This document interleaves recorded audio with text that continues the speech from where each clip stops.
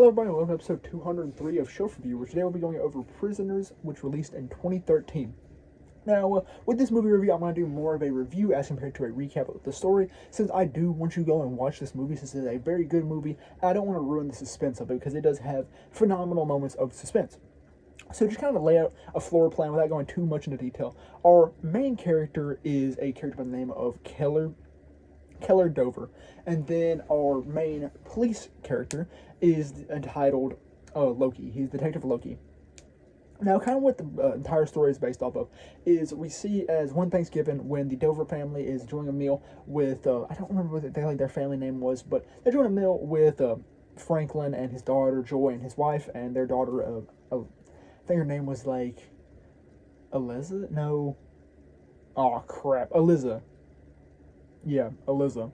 But yeah, so these are all enjoying a Thanksgiving meal, and then the youngest girls, Joy and Anna Dover, ultimately end up request to go get Anna's whistle.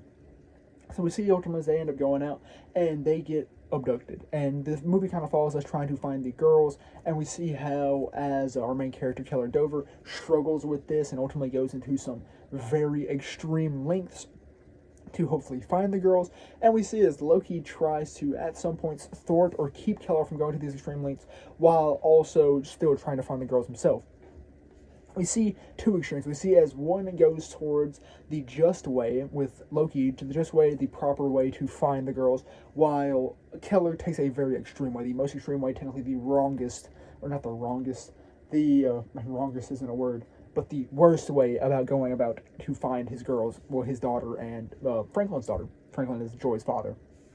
But yeah, so I guess I'll kind of just discuss what I love about this movie. Now, this movie, it is genuinely just a good, not necessarily noir, but like investigative detective movie. And I really enjoy the character of Loki, who's played by Jake Gyllenhaal. He is just a very cool character. We see as he genuinely cares about his case, because at multiple points he starts kind of like, not necessarily break down, but kind of like freak out or get mad because he's unable to find these girls. And it seems as if everyone is against him in finding these girls.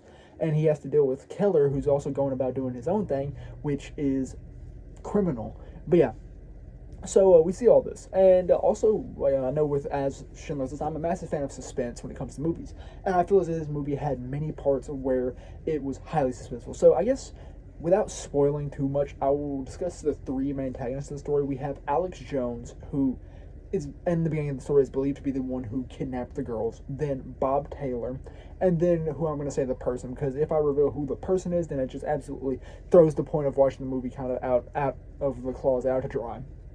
So, one of my major things that I enjoy is, okay, so what Keller ends up doing that is criminal is he ends up finding Alex Jones at one point, captures him, throws him into a property that his father used to own, and keeps him there and interrogates him and tries to figure out where the girls are, because at one point they were at a police station after Alex got released because they couldn't hold him anymore because he hadn't committed any crimes. We see as Keller ended up running up, talking to him, and Alex said to him, "They only cried when I left."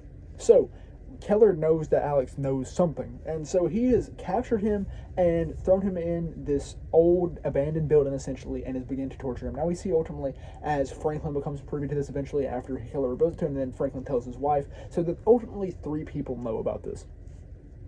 And so at one point we see as Loki starts to get a little bit suspicious of Keller about what he's doing, because he follows him at one point. He tracks him down because he's like, what is he doing? He had told his wife that he was out searching for him with the police, but the police had not been searching. So we see as Loki ends up tracking down Keller, and he sees that he goes to this parking lot, but then ultimately Keller notices him. He goes into this liquor store and buys him a bottle of something or another, and then confronts Loki about following him.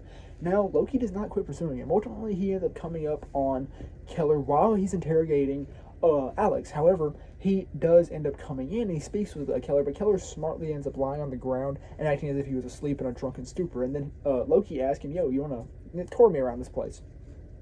So, with this, we see then as they start going about, and ultimately we see as they pass by the area where Alex is confined. However, he's in like this box area that has either extremely hot or extremely cold shower that Keller's been using to torture Alex.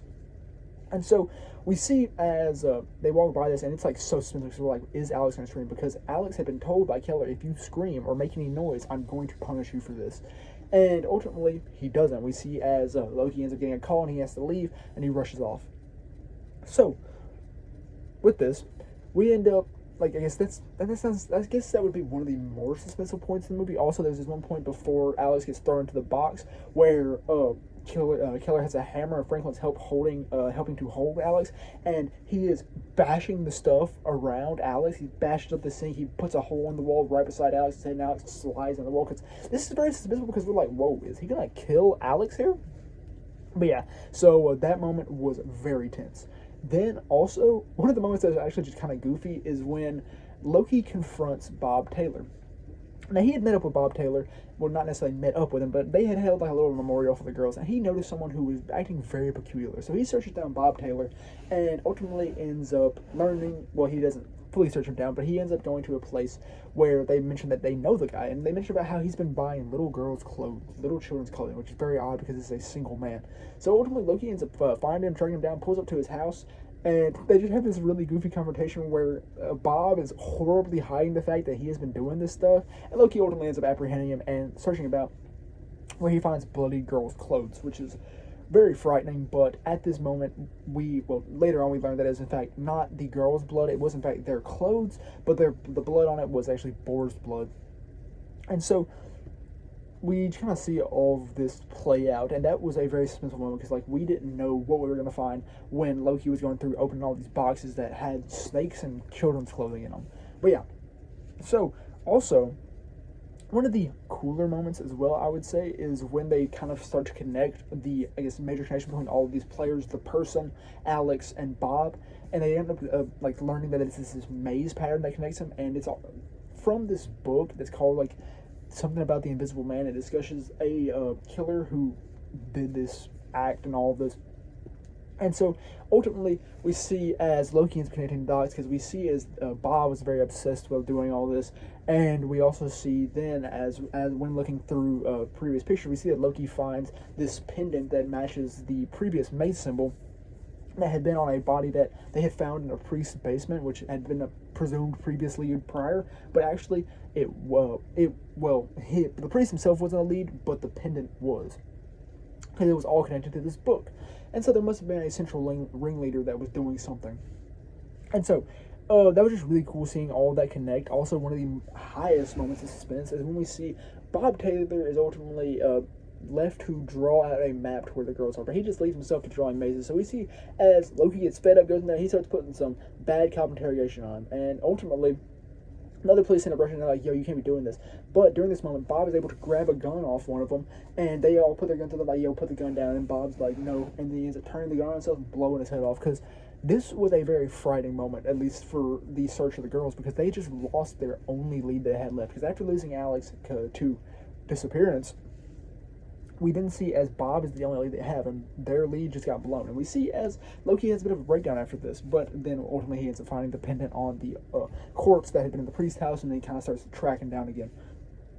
But yeah, so all of this was super cool. Now, one of the biggest things I would say is the plot twist at the end. Like, that was probably one of my favorite moments of all time, and especially with the religious connotation that it follows throughout this entire story, because we see throughout as Keller continuously, I guess, remains and maintains his faith in God. We see as he continues to give the Lord's Prayer and all of that, and he is well, not necessarily highly religious because he's doing all these criminal things which are sinful, but we see as he is very religious and he maintains his faith no matter how hard the time gets. But we then see the direct contrast of him in the main antagonist, the person. The person specifically is the ringleader of the organization. And they have been capturing kids because early on they lost their child to cancer. And so their father, well, the child's father, and the person ultimately, well, I guess I'll just have to say the child's mother. But they ultimately ended up going along and started to get their retribution against God for taking their sons. So they started taking other children, indoctrinating them, changing their names, manipulating them, and all of that stuff via the use of drugs based off the story of the Invisible Man. Not the actual story of the Invisible Man, is a different story. But yeah, so based off this story, they start manipulating these children, drugging them, to essentially fight a war against God by taking the youthful and the innocent and contorting them into mirages of their previous selves or straight up killing them. And so we see as this person who is actively fighting a war against God comes in conflict with someone, well, not conflict, but not conflict with someone who is highly devout, even through all this not triumph, but tribulation. And we see as ultimately Keller turns out to be exactly what the person was striving for. They were trying to break people down and turn them away from God by capturing their kids. And Keller, yes, seemed to maintain his faith. However, he broke his faith by sinning. And he went about and did these horrible things to Alex, even though technically that is not right of him to do. It's not his place necessarily to give the judgment. It's the judicial system's, I guess, place to give the judgment, and also it is God's place. So we see as Keller has broken and fallen to the whims of the person. And that was just a really cool thing to see. Like, I really loved the religious themes throughout this entire movie, and it was just, I loved seeing it. It was great. And also, this movie doesn't necessarily end on an ambiguous ending, because we know what probably happens after that. But throughout all this, we see that once some stuff happens, there is a key component that is a whistle.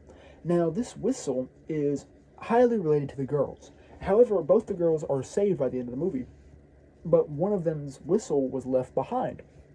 And we don't know where it was left, they don't know where it was left, and so the mother just ended up getting her a new whistle. But we did see as Loki, at one point toward the end of the movie, is going about the house of the person, because the person does end up blowing their head off. But yeah, because they get caught by Loki. Loki comes in, saves Anna, who is the daughter, and ultimately that's kind of where everything stops there. But we see as the whistle comes into play once more. We see as Loki is going about this area at night, everyone leaves, but then he starts hearing a whistling noise, and the movie ends. So we don't necessarily know what was happening with the whistle. We don't know if who was blowing the whistle was found, or if they were not. But we obviously kind of can presume, they were found. I almost gave a spoiler there.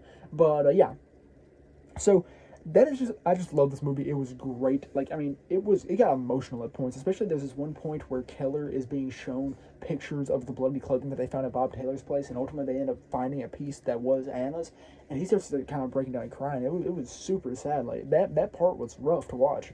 But yeah, this movie is great. Like, if you want a good, like, thriller, not necessarily thriller, but like investigative thriller, like, watch this movie. It is a great movie, and I would highly recommend it. It's got phenomenal actors in it. Hugh Jackman's, I guess, role as Keller in this movie was great, and I love Jake Gyllenhaal because, like, there's this goofy, like, quirk he throws into his character of Loki where he just blinks very oddly, and I just thought that was kind of cool because I never noticed that. And I even asked my dad, because my dad is the one who put me on this. I was like, does he do this in other roles? Because I've watched the Jake Gyllenhaal movies, I've never noticed it. And he's like, nah, he just did it for that part. Also, one cool thing I learned is that the scene where Keller is beating on the wall and on the sink was improvised, which is genuinely terrifying. I bet it was terrifying to watch it on set there, but it made up for a phenomenal scene, especially with the pure emotion that comes from it and the pure fear we can get from Alex.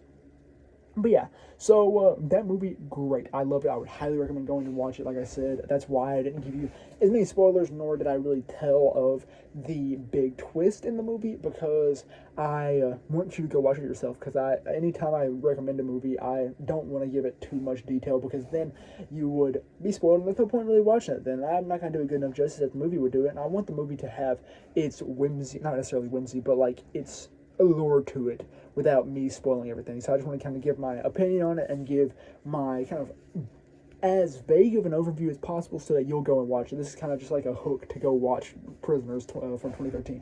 But yeah, that's all I really have for Prisoners released in 2013. That's all I really have for episode 203 of Shelf Review. So thank you very much for watching.